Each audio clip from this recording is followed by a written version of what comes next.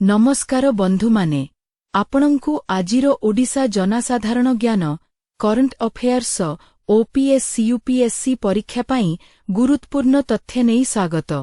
आसंतु आमे आजि जानिबा ओडिशार प्रथम महिला माने किए किए सेमाने एही राज्यकु गर्व देइछंती। एही तथ्य अनेक परीक्षारे पचरा जाई थाए। चलंतु आरंभ करिबा। प्रथम मुख्यमंत्री भाबे दायित्व नेइथिबा महिला नंदिनी सातपथी।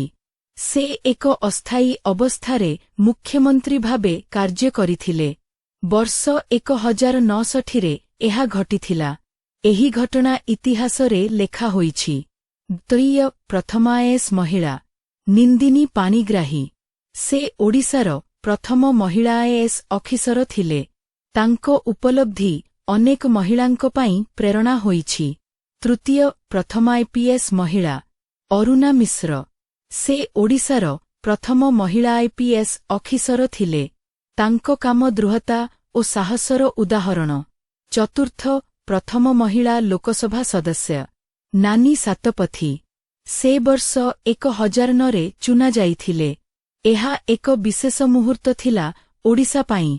पंचम प्रथम महिला राज्यपाल गिरिजा व्यास।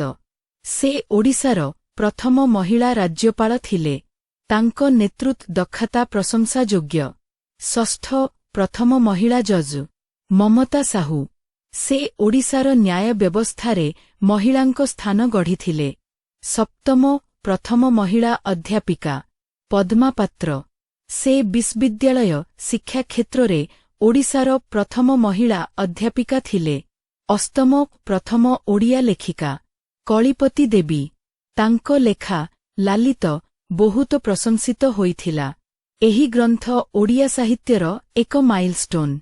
एबे आसंतु एही तथ्य गोटिए निष्कर्षकु नेबा।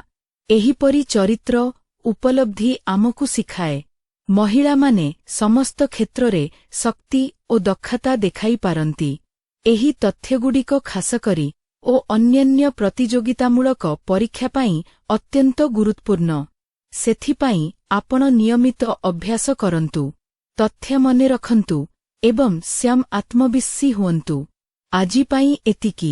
पुनि थरे देखा हेबो नुआ ओ दृढ़ तथ्य सहित। धन्यवाद ओ जय जगन्नाथ।